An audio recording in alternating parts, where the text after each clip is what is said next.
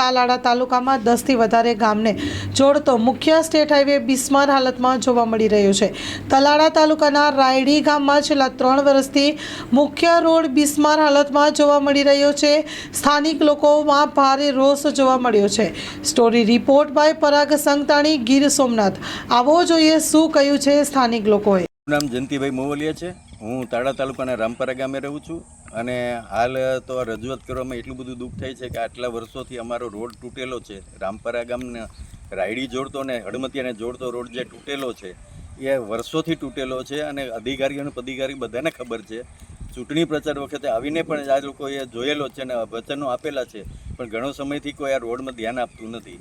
આ રોડ એટલા માટે જરૂરી છે કે અહીંથી ઘણા બધા ગામડા લાગુ પડે છે, 3 તાલુકા લાગુ પડે છે, સૂત્રાપાડા, વેરાવળ અને ઉના, કોડીનારવાડા તાલુકા એના ગામડાના આજુબાજુના છે। હડમતિયા છે, આકોલવાડી છે, સુરવા મોરુકા છે, તારડા છે।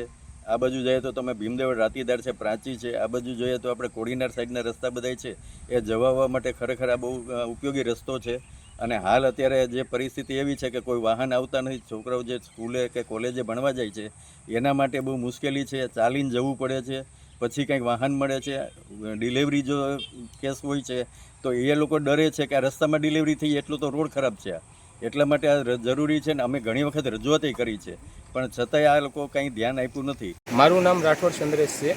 હું તાલાડા તાલુકાના સેમળિયા ગામનો વતની છું અને અહીં વાડીએ રહેવાનું છે મારું।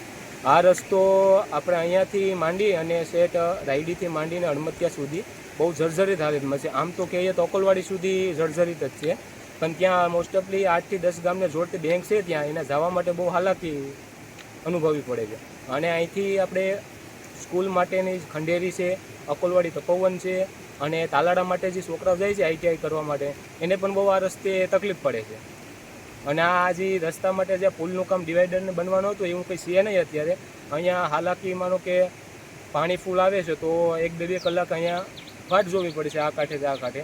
અને આ પુલ ઊંચું થવાનું હતું એને બદલે કંઈ થયું જ નથી, નોર્મલી મરામત કરી નાખી છે આ પુલની।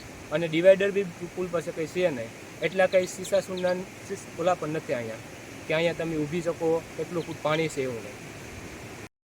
મારું નામ મધુભાઈ અમરાભાઈ કામળિયા, રાયડી ગામના સરપંચ। મધુભાઈ, આ રસ્તો ક્યાંથી ક્યાં જાય છે, શું તકલીફ? રાયડીથી છેક આકોલવાડી સુધીનો વિસ્તાર આવે છે। આમાં કેટલા ગામડા લાગુ પડે છે અને કેવી મુશ્કેલી સામનો કરવો પડે છે? અરે મુશ્કેલીનો તો એનો કોઈ માપ જ નથી સાહેબ, એનો અંદાજ કર્યા જેવો જ નથી। એમ તમે અહીંથી નીકળો તો તમને ખ્યાલ આવે કે ભાઈ આ રસ્તાની સ્થિતિ શું છે। પુલિયા આવે છે બરાબર ચોમાસામાં, હવે એ પાણી આકોલવાડીના બેંકના વહીવટ હોય, ખેડૂતને જવું પડે, નિશાળિયા જતા આવતા હોય, નિશાળિયાઓને તકલીફ છે।